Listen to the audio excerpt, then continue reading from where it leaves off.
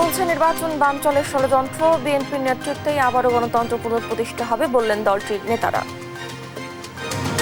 জাতির কাছে একটা সংশয় আছে, নির্বাচন হবে তো, অর্থাৎ একটা ষড়যন্ত্র চলমান আছে নির্বাচনকে বানচাল করার জন্য। বিচার ও সংস্কার ছাড়া নির্বাচন হলে ফিরবে পুরনো সমস্যা, সিএনই টিভিকে দেওয়া সাক্ষাৎকারে বললেন প্রধান উপদেষ্টা।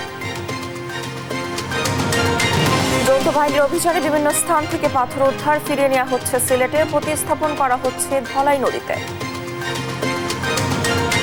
রাজশাহীর পাবায় একই পরিবারের 4 জনের মরদেহ উদ্ধার, লাশের পাশে পড়ে থাকা চিরকুটে ঋণের কথা লেখা ছিল। শরীয়তপুরে অ্যাম্বুলেন্সে আটকে রাখায় অসুস্থ নবজাতকের মৃত্যু, চালকদের সিন্ডিকেটকে দায়ী করছেন ভুক্তভোগীর স্বজনরা। বাজারে সবজির দাম 80 থেকে 150 টাকা, বৃষ্টির কারণে বেড়েছে, দাবি বিক্রেতাদের, বাজার মনিটরিং চান ক্রেতারা। কাঁচা বাজারের প্রত্যেকটা মালামালেরই দাম বেশি, এক্ষেত্রে বাজার মনিটরিং করতে হবে, আর সাথে সাথে এই যারা নাকি আড়তদার মজুদ করে এগুলা খুঁজে বের করতে হবে। এবং ইউক্রেন নিয়ে আলোচনা আলাস্কায় আজ মুখোমুখি হচ্ছেন ট্রাম্প পুতিন, সারা বিশ্বের দৃষ্টি দুই নেতার বৈঠকের দিকে।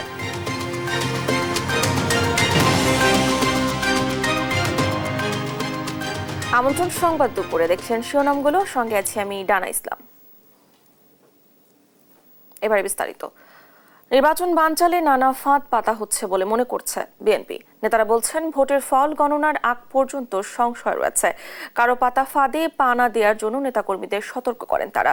জনগণ ভীত সন্ত্রস্ত হয়ে এমন কার্যক্রম না থেকেও নেতাকর্মীদের বিরত থাকার আহ্বান জানান কেন্দ্রীয় নেতারা। বিস্তারিত নিয়াজ মোর্শেদের প্রতিবেদনে। শুক্রবার সকালে জাতীয় প্রেস ক্লাবে খালেদা জিয়ার 81তম জন্মদিন উপলক্ষে আয়োজন করা হয় আলোচনা সভার। এতে যোগ দিয়ে বিএনপি চেয়ারপারসনের উপদেষ্টা জয়নুল আবেদিন ফারুক বলেন, যারা 71-এর স্বাধীনতা বিরোধী ছিল তারা নির্বাচন বানচাল করতে চাইলে তার দায় সরকারকে নিতে হবে। 5 আগস্টের পর আবার যেই কথাগুলো দলের নেতাকর্মী জনগণের জন্য বলেছেন, সেই কথাগুলো যেন আল্লাহ পাক জনগণের ভোটে সরকার গঠন করে এই কথাগুলো পালন করতে পারে। এদিকে সকালে নয়াপল্টনে বিএনপির কেন্দ্রীয় কার্যালয়ে বেগম খালেদা জিয়ার 81তম জন্মদিন উপলক্ষে আয়োজন করা হয় দোয়া ও মিলাদ মাহফিলের। এতে যোগ দেন বিএনপির সিনিয়র নেতারা। এ সময় নেতাকর্মীরা মনে করিয়ে দেন গণতন্ত্র প্রতিষ্ঠায় বেগম জিয়ার আত্মত্যাগের কথা। দাবি জানান, ফ্যাসিস্ট সরকারের আমলে খালেদা জিয়াকে যারা নির্যাতন করেছিল তাদের বিচারের। দেশনেত্রী বেগম খালেদা জিয়ার জীবনে ওনার উপরে কতটুকু নিপীড়ন হয়েছে, কতটুকু অত্যাচার হয়েছে, কারা কারা এর সঙ্গে দায়ী, তাদের সকলের একটা বিচার করা উচিত বলে আমি বিশ্বাস করি এবং মনে করি। আগামী দিনে খালেদা জিয়ার হাত ধরেই গণতন্ত্রের উত্তরণ হবে, যার হাল ধরবেন তারেক রহমান বলে প্রত্যাশা নজরুল ইসলাম খানের। 5 সালের পরিবর্তে গণতন্ত্র এনেছিলেন জিয়াউর রহমান, সামরিক স্বৈর শাসনের গরস্থানে গণতন্ত্র রচনা করেছিলেন দেশনেত্রী বেগম খালেদা জিয়া। আর এই ফাঁসিবাদের জায়গায় গণতন্ত্রের সূচনা করবেন আবার জনাব তারেক রহমান। আর গয়েশ্বর চন্দ্র রায় বলেন, 24-এর অভ্যুত্থানের পরে সুযোগ তৈরি হলো, গণতন্ত্র এখনো হাতের নাগালের বাইরে। এই নির্বাচন সম্পন্ন হওয়া, ভোটের গণনা, ভোটের ফলাফল গণনার আগ মুহূর্ত পর্যন্ত জাতির কাছে একটা সংশয় আছে, নির্বাচন হবে তো, অর্থাৎ একটা ষড়যন্ত্র চলমান আছে নির্বাচনকে বানচাল করার জন্য। এ সময় সব ষড়যন্ত্র মোকাবেলা করতে সবার প্রতি আহ্বান জানান বিএনপি নেতারা। নিয়াজ মোর্শেদ, দেশ টিভি, ঢাকা।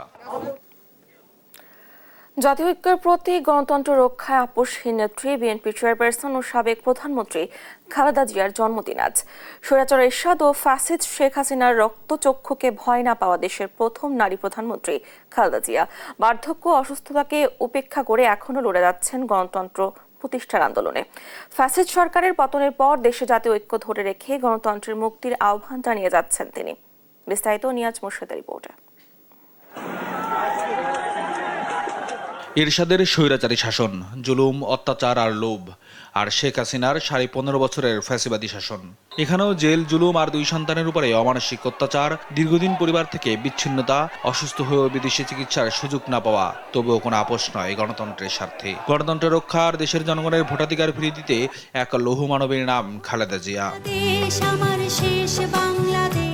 চার দেয়ালের গণ্ডি পেরিয়ে সরাসরি বিএনপির নেতৃত্বে আসা ও বেশ কয়েকবার গণতান্ত্রিক উপায়ে সরকার গঠন করা আপসহীন এই দেশনেত্রীর জন্ম 1945 সালের 15ই আগস্ট দিনাজপুরে এক সম্ভ্রান্ত মুসলিম পরিবারে। জীবন বাংলাদেশ আমার মরণ স্বামী রাষ্ট্রপ্রধান হলেও কখনো রাজনৈতিক পরিচয় বহন করেনি গণতন্ত্রকামী তৎকালীন রাষ্ট্রপতি জিয়াউর রহমানের সহধর্মিণী বেগম খালেদা জিয়া। 1981 সালে বিপদগামী সেনা সদস্যদের অভ্যুত্থানে জিয়াউর রহমান শহীদ হওয়ার পরে নেতৃত্বশূন্য বিএনপিকে গোছাতে নেমে পড়েন তিনি। একদিকে দল গোছানো, অন্যদিকে স্বৈরশাসকের বিরুদ্ধে যুগপৎ আন্দোলনের নেতৃত্বে বলিষ্ঠ ভূমিকা রাখেন জাতীয়তাবাদী শক্তির এই কাণ্ডারি। গণতন্ত্রের প্রশ্নে মাথা নিচু না করে লোভকে পেছনে ফেলে নেতৃত্ব দিয়ে যান এরশাদ বিরোধী আন্দোলনের। স্বৈরাচারী সরকারের সঙ্গে আপোষ না করায় খেতাব পান আপসহীন নেত্রীর। দীর্ঘ 8 বছর সংগ্রাম শেষে 1991 সালে জনগণের রায়ে জাতীয় সংসদে সংখ্যাগরিষ্ঠতা লাভ করেন তিনি। একাই 5টি আসনে বিজয়ী হয়ে দেশের প্রথম নারী প্রধানমন্ত্রীর মুকুট ছিনিয়ে আনেন। শুধু তাই নয়, তার ঝুলিতে যোগ হয় মুসলিম সংখ্যাগরিষ্ঠ দেশগুলোর মধ্যে দ্বিতীয় নারী সরকার প্রধানও। ছড়ানো বিছানো সপ্তম জাতীয় সংসদ নির্বাচনে খালেদা জিয়ার নেতৃত্বে সর্ববৃহৎ বিরোধী দল হিসেবে সংসদে বসে বিএনপি। 2001 সালের 1 অক্টোবর নির্বাচনে 4 দলীয় জোট জয়লাভ করে সরকার গঠন করে খালেদা জিয়ার নেতৃত্বে। দক্ষিণ এশীয় আঞ্চলিক সহযোগিতা সংস্থা সার্কের দুবার চেয়ারপারসনের দায়িত্ব পালন করা এই নেত্রী মেয়েদের দ্বাদশ শ্রেণী পর্যন্ত বেতন মওকুফ ও মুক্তিযোদ্ধাদের অধিকার নিশ্চিতে মন্ত্রণালয় গঠন সহ দেশের মানুষের স্বার্থে অবিরাম কাজ করে গেছেন। ঘাস ফসলে সবুজ রাজনৈতিক পট পরিবর্তনের কারণে আসে 111, বিচ্ছিন্ন হয় নিজের 2 সন্তান থেকে। তৎকালীন সরকারের নানা চাপ আর হুমকির মুখেও কারাবন্দী থেকে গণতন্ত্রের পক্ষে নিজের ইস্পাত দৃঢ় অবস্থান ধরে রাখেন খালেদা জিয়া। ছাড়েননি নিজের মাতৃভূমিও। বাংলাদেশ আমার শেষ বাংলাদেশ 2008-এর নির্বাচনে আওয়ামী লীগ সরকার ক্ষমতা এলে শুরু হয় বিএনপির উপর নতুন করে জুলুম নির্যাতন। খালেদা জিয়াকে কারাবরণ করতে হয় মিথ্যা মামলায়। ছোট ছেলে আরাফাত রহমান কোকর মৃত্যু হয় বিদেশের মাটিতে। দীর্ঘদিন বড় ছেলেকেও কাছে পাননি। চিকিৎসার জন্য বিদেশেও যেতে দেয়নি ফ্যাসিস্ট সরকার। তবু আপোষ না করে গণতন্ত্রের জন্য লড়াই চালিয়ে গেছেন। জুলাই অভ্যুত্থানে পতন হয় ফ্যাসিস্ট সরকারের। মুক্ত হয় বিদেশে চিকিৎসার সুযোগ পান খালেদা জিয়া। শারীরিকভাবে পুরোপুরি সুস্থ না হলেও দেশের মাটিতে আবারও ফিরে আসেন গণতান্ত্রিকামী মানুষের অভিভাবক হয়ে। আহ্বান জানান জাতীয় ঐক্যের। প্রথম বাংলাদেশ আমার শেষ গণতন্ত্রের মাথা হিসেবে সমাদৃত খালেদা জিয়ার 81তম জন্মদিন আজ। দিনটি উপলক্ষে সারা দেশে দোয়া ও মিলাদের কর্মসূচি নিয়েছে বিএনপি। নিয়াজ মুর্শেদ, দেশ টিভি, ঢাকা। বিচার ও সংস্কার ছাড়া নির্বাচন হলে ফিরবে পুরনো সমস্যা। বুধবার সিঙ্গাপুরের সংবাদ মাধ্যম চ্যানেল নিউজ এশিয়া সিএনএ-কে দেয়া এক সাক্ষাৎকারে অন্তর্বর্তী সরকারের প্রধান উপদেষ্টা ডক্টর মোহাম্মদ ইউনূস কথা বলেন। ভারতে পালিয়ে যাওয়া সাবেক প্রধানমন্ত্রী শেখ হাসিনার বিরুদ্ধে বিচার কাজ অব্যাহত থাকবে বলেও মন্তব্য তার। এছাড়া পাকিস্তান, চীন সহ ভারতের সঙ্গেও বাণিজ্যিক সম্পর্ক আরও জোরদারের কথা জানান তিনি। বিস্তারিত নীরব দাসের রিপোর্টে। রাষ্ট্র কাঠামোতে প্রয়োজনীয় সংস্কারের লক্ষ্যে কাজ করছে অন্তর্বর্তী সরকার। সাধারণ মানুষের ভোটের অধিকার ফিরিয়ে দিতে 2025 সালের ফেব্রুয়ারিতে স্বচ্ছ ও নিরপেক্ষ নির্বাচন আয়োজনে নিচ্ছেন সব ধরনের পদক্ষেপ।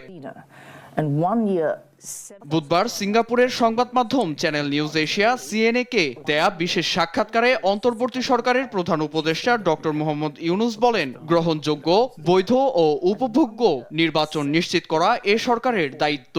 সংস্কার নিয়ে অন্তর্বর্তী সরকার নিজেদের নির্ধারিত লক্ষ্যের কাছাকাছি হলেও বিভিন্ন প্রতিবন্ধকতায় এগোচ্ছে না। তার মতে রাজনৈতিক ও নির্বাচন খাতে আরও সংস্কার প্রয়োজন। বলেন, বিচার ও সংস্কার ছাড়া নির্বাচন হলে ফিরবে পুরনো সমস্যা।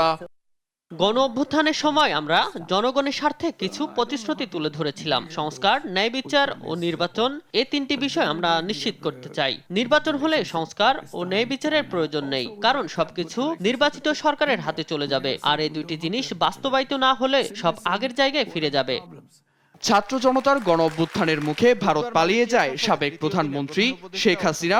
সেই প্রসঙ্গেও কথা বলেন প্রধান উপদেষ্টা। মালয়েশিয়ায় রাষ্ট্রীয় সফরকালে ভারতের প্রধানমন্ত্রী নরেন্দ্র মোদীর সঙ্গে শেখ হাসিনার বিচার কার্যক্রম নিয়েও আলোচনার কথা তুলে ধরেন তিনি। আইন শেখ হাসিনার ভাগ্য নির্ধারণ করবে। তাকে কোনোভাবেই বাংলাদেশে সহিংসতা তৈরির সুযোগ দেয়া হবে না। ভারতে বসে তিনি সামাজিক যোগাযোগ মাধ্যমে সহিংসতা তৈরির চেষ্টা করতে না পারেন, প্রধানমন্ত্রী মোদীকে সেই আহ্বান জানিয়েছি। তবে সামাজিক মাধ্যমে ভারত সরকারের নিয়ন্ত্রণ নেই বলে জানিয়েছেন মোদী। সাক্ষাৎকারে বাংলাদেশ ও ভারতের মধ্যকার সম্পর্কের বিষয়েও সিএনএ জবাবে প্রধান উপদেষ্টা জানান, প্রতিবেশী ভারতের সঙ্গে সম্পর্ক উন্নয়ন চায় অন্তর্বর্তী সরকার। পাকিস্তান ও চীনের পাশাপাশি ভারতের সঙ্গেও বাণিজ্যিক সম্পর্ক আরও জোরদারের আশাবাদী তিনি। সেই সঙ্গে নেপাল, ভুটান ও ভারতের 7 সিস্টার্সকে একটি ইকোনমিক জোনের আওতায় নিয়ে আসার প্রত্যাশাও জানান professor doctor Mohammad Yunus. Thank you for inviting me. Nirab Das, news desk, Desh TV. কড়া নিরাপত্তায় ঘেরা রয়েছে ধানমন্ডি 32। সকাল থেকে বড় ধরনের অপ্রীতিকর ঘটনা না ঘটলেও শ্রদ্ধা জানাতে এসে জনতার তোপের মুখে পড়েন অনেকেই। মারধর করা হয়েছে কয়েকজনকে। গতকাল রাত থেকে এখন পর্যন্ত 6 জনকে আটক করেছে পুলিশ। তারেক মাহমুদ সুজনের রিপোর্ট, জানাচ্ছেন আলী আক্কাস আকাশ। শেখ মুজিবুর রহমানের মৃত্যুবার্ষিকী উপলক্ষে ধানমন্ডি 32 নম্বরে এসে জনতার তোপের মুখে পড়েন নারী, রিকশা চালক সহ বেশ কয়েকজন। বাকবিতণ্ডার পর অনেককে চলে যেতে দেয়া হলেও কয়েকজনকে মারধর করেছে উপস্থিত বিক্ষুব্ধ জনতা। বৃহস্পতিবার রাত থেকে 6 জনকে আটক করেছে পুলিশ।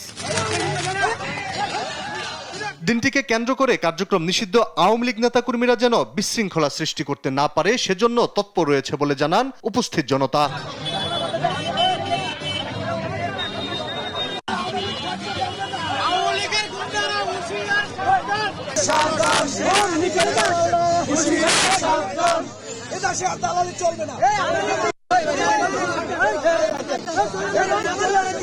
এদিকে জনসমাগম সীমিত রাখতে সড়কের দুপাশে ব্যারিকেড দিয়ে সতর্ক অবস্থানে রয়েছে আইন শৃঙ্খলা রক্ষাকারী বাহিনীর সদস্যরা। সার্বিক দিক বিবেচনায় কঠোর নিরাপত্তা নেওয়া হয়েছে বলে জানান পুলিশ। রুটিনকার যে নিরাপত্তা ব্যবস্থা সেটাই নেওয়া হয়েছে, আর আমাদের হয়তোবা কিছু বাড়তি ফোর্স আমরা মোতায়েন করছি। এটাই না, এখনো ওই ধরনের অপ্রীতিকর কোনো ঘটনার সংবাদ আমাদের কাছে নাই। আলী আক্কাস আকাশ, দেশ টিভি, ঢাকা। দর্শক, রাজধানীর ধানমন্ডি 32 নম্বরে রয়েছে আইন শৃঙ্খলা রক্ষাকারী বাহিনীর কড়া নিরাপত্তা। এ নিয়ে জানাতে সেখান থেকে যুক্ত হচ্ছেন সহকর্মী সাদ আহমেদ। সাদ, ধানমন্ডি 32 নম্বরে বর্তমান পরিস্থিতি কেমন দেখছেন, জানাবেন আমাদের। আমি এখন দাঁড়িয়ে আছি রাজধানীর ধানমন্ডি 32 এলাকায়। যেমনটি দেখতে পাচ্ছেন, এই এরিয়াটি কিন্তু পুরোটি কিন্তু নিরাপত্তার চাদরে ঢেকে রাখা হয়েছে এবং গতকাল রাত থেকেই কিন্তু এখানে পুলিশ নিরাপত্তা বাহিনীর উপস্থিতি কিন্তু ব্যাপকভাবে বাড়ানো হয়েছে এবং সকাল থেকেই কিন্তু এখানে আমরা এখানে এসে যেটি দেখতে পেয়েছি, এখানে কিন্তু পুলিশের পাশাপাশি ছাত্র জনতার অবস্থান কিন্তু রয়েছে এবং সকাল থেকেই আওয়ামী লীগের 2-1 নেতাকর্মী কিন্তু এখানে এসেছেন, ফুল দিয়ে এসছেন অনেকেই। তাদেরকে কিন্তু তোপের মুখে এখান থেকে সরিয়ে দেওয়া হয়েছে, সে সঙ্গে স্লোগান দিয়ে কিন্তু তাদেরকে সরিয়ে দেওয়া হয়েছে। আমি যদি একটু বলতে চাই, বিকেল দুপুর 2টার পর কিন্তু এখানে একজন এসেছিলেন, তিনি নিজেকে আওয়ামী লীগ কর্মী দাবি করছিলেন। পরবর্তীতে কিন্তু তিনি 24টি একটি মন্তব্য করায় তাকে কিন্তু এখান থেকে ধাওয়া দিয়ে সরিয়ে দেওয়া হয়। পরবর্তী কিন্তু তিনি একটি বাসে উঠে কিন্তু এখান থেকে এই স্থান ত্যাগ করেন এবং এখানে কিন্তু পুলিশ যেটি বলছে যে নিরাপত্তার স্বার্থে, অর্থাৎ নিরাপত্তা রক্ষা, এখানে যাতে কোনো ধরনের অপ্রীতিকর বা অনাকাঙ্ক্ষিত কোনো ঘটনা না ঘটে সেজন্য কিন্তু তারা এখানে ব্যাপক পরিমাণ নিরাপত্তা জোরদার করেছেন এবং ধানমন্ডির যেটি প্রবেশপথ রয়েছে সেই প্রবেশপথটি কিন্তু পুলিশি ব্যারিকেড দিয়ে কিন্তু সেটি বন্ধ করে দেওয়া হচ্ছে। অর্থাৎ 32-এর যে বাড়িটি রয়েছে বঙ্গবন্ধু, সেখানে কিন্তু কাউকে প্রবেশ করতে দেওয়া হচ্ছে না এবং গতকাল রাত থেকে কিন্তু এখানে নিরাপত্তা কিন্তু জোরদার করা হয়েছে। কয়েক স্তরের পুলিশি নিরাপত্তা কিন্তু আমরা দেখতে পাচ্ছি এবং রাস্তার দুপাশে কিন্তু 2টি ব্যারিকেড দেওয়া হয়েছে এবং সেই ব্যারিকেডগুলো ভেদ করে কিন্তু কাউকে প্রবেশ করতে দেওয়া হচ্ছে না এবং প্রশাসন যেটি বলছে যে যেহেতু কোনো ধরনের অপ্রীতিকর বা অনাকাঙ্ক্ষিত ঘটনা ঘটতে পারে বা ঘটার সম্ভাবনা রয়েছে, সেটিকে মাথায় রেখে কিন্তু তারা এই নিরাপত্তা জোরদার করেছেন এবং সকাল থেকে কিন্তু এখানে বেশ কয়েকজন আওয়ামী লীগের নেতাকর্মী তারা কিন্তু এখানে এসছেন, কেউ ফুল নিয়ে এসছেন, আবার কেউ বা শ্রদ্ধা জানাতে এসছেন।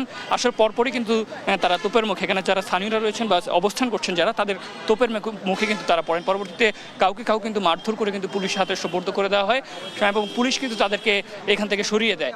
এইভাবেই কিন্তু একের পর এক আমরা বেশ কিছু ঘটনা দেখেছি যে যারা নিজেদেরকে আওয়ামী লীগ কর্মী দাবি করছেন, অন্যদিকে যারা এখানে অবস্থান করছেন তারা যেটি বলছেন যে যতদিন পর্যন্ত তাদের বিচার, যে তাদের যে জুলাই গণঅভ্যুত্থানে তাদের যে ভূমিকা ছিল বা তারা যে গণহত্যা চালিয়েছে সেটির বিচার না হবে, ততদিন পর্যন্ত কিন্তু তারা তাদের সব ধরনের কর্মকাণ্ড থেকে তাদেরকে বিরত রাখবেন, এমনটাই কিন্তু তারা আমাদেরকে জানিয়েছেন এবং তারা কিন্তু এখানে কেউ কিন্তু গতকাল রাত থেকে, কেউ বগুড়া থেকেও কিন্তু একজন এখানে এসে অবস্থান নিয়েছেন এবং এখনও পর্যন্ত কিন্তু তিনি এখানে অবস্থান নিয়েছেন এবং এখন পর্যন্ত কিন্তু কোনো ধরনের অপ্রীতিকর বা অনাকাঙ্ক্ষিত কোনো ঘটনা কিন্তু এখন পর্যন্ত এখানে এই 32-এ ঘটেনি এবং এখানে কিন্তু পুলিশের কয়েক স্তরের নিরাপত্তা কিন্তু আমরা দেখতে পাচ্ছি। অর্থাৎ শুরুতেই পুলিশি ব্যারিকেড, এরপরে কিন্তু পুলিশের অবস্থান, তারপর ধানমন্ডি 32-এর যে বাড়িটি রয়েছে সেই বাড়িটির সামনেও কিন্তু পুলিশের উপস্থিতি রয়েছে সেই সঙ্গে পুলিশের যে জল কামান সেটিও কিন্তু সেখানে রাখা হয়েছে যে কোনো ধরনের অপ্রীতিকর ঘটনা এড়ানোর জন্য। তো সবশেষে বলা যায় এখন পর্যন্ত কিন্তু ধানমন্ডি 32-এ কোনো ধরনের অপ্রীতিকর বা অনাকাঙ্ক্ষিত কোনো ঘটনা ঘটেনি। তো এই ছিল ধানমন্ডি 32 থেকে আমার কাছে সর্বশেষ। ধন্যবাদ আপনাকে। ধানমন্ডি 32 নম্বরে বর্তমান পরিস্থিতি জানাচ্ছিলেন আমাদের সহকর্মী। সিলেটের ধলাই নদী থেকে লুট হওয়া পাথর উদ্ধারে অভিযান অব্যাহত রেখেছে সিলেট জেলা প্রশাসন। মহাসড়কে তল্লাশি, অবৈধ ক্রাশারে অভিযান সহ লুটের পাথর উদ্ধারে তৎপর যৌথ বাহিনী।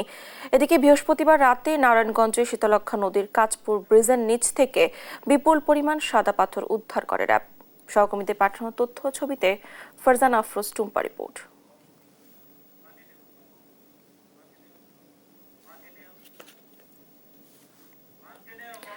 রাজশাহীতে একই পরিবারের 4 জনের মরদেহ উদ্ধার করেছে পুলিশ। শুক্রবার সকাল 9টার দিকে জেলার পবা উপজেলার বামুনশিকর এলাকায় বাড়ি থেকে তাদের মরদেহ উদ্ধার করা হয়।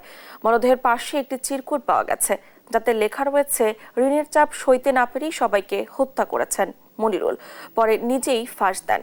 সহকর্মী কাজী সাহেদের তথ্য ছবিতে আরো জানাচ্ছেন আপন অপু। এক কক্ষে শোয়ানো স্ত্রী কন্যার মরদেহ, অপর কক্ষে বিছানায় পড়ে আছে ছেলের মরদেহ, আর মনিরুলের মরদেহ ঝুলছে সিলিং ফ্যানের সঙ্গে। পাশেই পড়ে আছে একটি ছোট্ট চিরকুট, লেখা রয়েছে, ঋণের চাপ থেকে মুক্তি পেতে স্ত্রী ও ছেলে মেয়েকে হত্যা করেছেন মনিরুল, পরে নিজেই ফাঁস নেন। ঘটনা রাজশাহীর পবা উপজেলার বামুনশিকর এলাকার। স্থানীয়রা জানান, মাদকাসক্তি ও জুয়ায় ডুবে ঋণের বোঝা বাড়ে মনিরুলের। অনেকদিন থেকেই চলছেন মানুষের থেকে ধার দেনা করে। এক পর্যায়ে স্ত্রী সন্তানকে দুবেলা খাবার খাওয়ানোরও সামর্থ্য হারান। সম্প্রতি জমি বিক্রি করে ঋণ কিছুটা শোধ করলেও কাটেনি আর্থিক সংকট। জমি বিক্রি করে ঋণটা শোধ করে দিই, খুব সঞ্চয় চলছিল। চলার পরে তারপরে উনি মাঝে মাঝে বলে যে, ভাই আমি ঋণগ্রস্ত আছি, ঋণগ্রস্ত। 2 দিন আগে আমাকে বললো যে, ভাই আমার বাসায় চাল নাই, আমার কিছু টাকা দিলে ভালো হতো না। আমি চলো তোমাকে 1 বস্তা চাল কিনে দিতে বলছে, না ভাই টাকা দেন। 2000 টাকা নিয়ে উনি চাল কিনলো, হাট বাজার করলো আমার সামনে। এলাকাতে অত কিছু ধার দেনা আছে, ও সুজা ছেলে, কারোর সাথে গন্ডগোল ফ্যাসাদ নাই। আমরা ধারণা করছি কিস্তি বা ঋণের জন্য মারা গেছে। স্থানীয়রা জানিয়েছেন, শুক্রবার সকালে মিনারুলের মা নাতনি মিথিলাকে ডাকতে আসেন। সারা শব্দ না পেয়ে দরজা ধাক্কা দিলে দেখতে পান মর্মান্তিক দৃশ্য। ওভার ডাকাডাকি করে সারা শব্দ না পাওয়া পরে উনি ঘরের চাতাল দিয়ে উঠে যে দেখছে যে এক ঘরে ওনার স্ত্রী আর 1.5 বছরের মেয়েটা মরে আছে।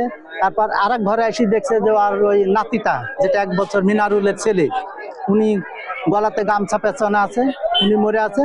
আর উনি নিজে ওই আপনার ইয়ার সাথে যে ঘরে যে আছে তীর, যেটা আমরা বলি, ওনার সাথে ওই ফ্যানের পাশে গলার দড়ি দিয়ে ঝুলে আছে। পুলিশের ধারণা, মিনারুল স্ত্রীকে ওড়না দিয়ে ও মেয়েকে গামছা দিয়ে শ্বাসরোধ করে হত্যা করে, পরে ছেলেকে শ্বাসরোধ করে হত্যা করে নিজেই আত্মহত্যা করেছেন। চলছে তদন্ত। প্রাথমিকভাবে এটা আত্মহত্যা মনে হচ্ছে, বাট আমরা আরো ওনার পোস্টমর্টেম বা অন্যান্য ইনভেস্টিগেশনগুলো করলে আমরা শিওর হতে পারবো এর পিছনে অন্য কোনো কারণ আছে কিনা। আর জুয়ার বিষয়গুলো এখনো আমরা নিশ্চিত না, কারণ সেটা হয়তো ওনার যদি কোনো ওরকম থাকে, অভ্যাস থাকে, সেটা আমরা জানি না। যে সিরকুটটা আছে, আমি ওনার আত্মীয়স্বজন বা যারা আছে তাদের কাছে আমি শুনলাম, তারা বললো যে সিরকুটের লেখাটা ওনারই। এদিকে এই ঘটনায় এলাকায় একই সঙ্গে চাঞ্চল্য ও শোক বিরাজ করছে। আপন Apu, news desk, Desh TV. শরীয়তপুরে রোগী বহনকারী অ্যাম্বুলেন্স আটকে রাখায় অসুস্থ অবস্থায় এক নবজাতকের মৃত্যু হয়েছে। অভিযোগ উঠেছে, স্থানীয় অ্যাম্বুলেন্স চালকদের সিন্ডিকেটের বাধার মুখে পড়ে দীর্ঘ সময় আটকে রাখা হয়। দ্রুত দোষীদের আইনের আওতায় আনার দাবি জানিয়েছেন ভুক্তভোগীর স্বজনরা। অভিযোগের ভিত্তিতে আইনগত ব্যবস্থা নেওয়া হবে বলে জানিয়েছে পুলিশ। সহকর্মী সাইফুল ইসলাম আকাশের রিপোর্ট, জানাচ্ছেন শায়লা খান। শরীয়তপুর ডামুড্ডা উপজেলার কনেশ্বর এলাকার নূর হোসেন সর্দারের স্ত্রী রুমা বেগম সন্তান সম্ভাবনা ছিলেন। বৃহস্পতিবার দুপুরে জেলার নিউ মেট্রো ক্লিনিক নামের একটি বেসরকারি হাসপাতালে ছেলে সন্তান জন্ম দেন তিনি। তবে বাচ্চাটি ভূমিষ্ঠ হওয়ার পর থেকে কিছুটা ঠান্ডার সমস্যায় ভুগছিল। পরে শিশুটিকে ঢাকায় নিয়ে উন্নত চিকিৎসার জন্য পরামর্শ দেন হাসপাতালের চিকিৎসক। স্বজনদের অভিযোগ, শিশুটিকে নিয়ে অ্যাম্বুলেন্স করে ঢাকার উদ্দেশ্যে যাত্রা শুরু করলে গাড়িটির গতিরোধ করে স্থানীয় অ্যাম্বুলেন্স চালক সবুজ দেওয়ান ও আবু তেহর দেওয়ান নামে দুই ব্যক্তি। তাদের অ্যাম্বুলেন্স ছাড়া অন্য কোনো অ্যাম্বুলেন্স ঢাকায় যেতে দেবে না তারা। এক পর্যায়ে তারা ঢাকাগামী সেই অ্যাম্বুলেন্স চালকের কাছ থেকে জোরপূর্বক চাবি কেড়ে নিয়ে তাকে শারীরিকভাবে লাঞ্ছিত করে। এ সময় রোগীর স্বজনেরা বাধা দিলে তাদেরকেও লাঞ্ছিত করা হয়। এমন অবস্থায় দীর্ঘ 40 মিনিট আটকে থাকার পর শিশুটি সেখানেই মারা যায়। এমন ঘটনায় অভিযুক্তদের দৃষ্টান্তমূলক শাস্তির দাবি জানিয়েছেন রোগীর স্বজনরা। খান ক্লিনিকের সামনে তো নেওয়া ধরছে মতন ওই জায়গায় দুইজন লোক যাইয়া গাড়ি আটকায় দিছে। 40 মিনিটের মতো ওই জায়গায় হেরা উড়াউড়ি করছি। ওরা আমি বলছি যে ভাইয়া গাড়িটা ছাইড়া দেন, বাচ্চাটা মারা যাবে, এরা ছাড়ে নেই। একটা গাড়ি দাও, রোগী গরিব মানুষ, যতটুকু কমে দেওয়া যায়। তাই আমি কম টাকা একটা গাড়ি দিছি এখানে, তাই সে রুগীটা উঠাইছে, গাড়িতে উঠানোর পর অক্সিজেন সব লাগাইছে। গাড়ি চাবিটা হঠাৎ করে টান দিয়ে বের করে নিছে, এইটুকু অবস্থায় পরে রফিক ভাই বললো যে সাইরে দেন, যা হয় আমরা দেখতেছি এই জায়গা, আমরা সাইরে দেন। পরে সাইরে দেন, পরে দেখা যাচ্ছে যে বাচ্চাটা মারা গেছে গাড়িতেই। এদিকে ঘটনার পর সটকে পড়েন অভিযুক্ত দুই অ্যাম্বুলেন্স চালক। ভুক্তভোগী পরিবারের অভিযোগের ভিত্তিতে পরবর্তী ব্যবস্থা নেওয়া হবে বলে আশ্বাস দিয়েছেন এই ভারপ্রাপ্ত কর্মকর্তা। লোকাল অ্যাম্বুলেন্সের ড্রাইভাররা তাদের ওই যাইতে দেবে না 50 গাড়িতে। ওনারা বলতেছে যে আমাদের অ্যাম্বুলেন্সে যেতে হবে। এইটা না তাদের সাথে কথা কাটাকাটি হয়, এক পর্যায়ে অ্যাম্বুলেন্সকে ঢাকার অ্যাম্বুলেন্সে যাইতে বাধা দেয়। তাতে 30-40 মিনিট সময় ব্যয় হয়। ইন দ্য মিন টাইম ওই শিশু বাচ্চাটা মারা যায়। সিন্ডিকেটের জিম্মিতে জীবন হারালো নবজাতক। দোষীদের দ্রুত আইনের আওতায় এনে দৃষ্টান্তমূলক শাস্তির ব্যবস্থা করবে প্রশাসন, এমনটাই প্রত্যাশা শরীয়তপুরবাসীর। শায়লা খান, নিউজ ডেস্ক, দেশ টিভি। সিলেটের ধলাই নদী থেকে লুট হওয়া পাথর উদ্ধারে অভিযান অব্যাহত রেখেছে সিলেট জেলা প্রশাসন। মহাসড়কে তল্লাশি, অবৈধ ক্রাশারে অভিযান সহ লুটের পাথর উদ্ধারে তৎপর যৌথ বাহিনী।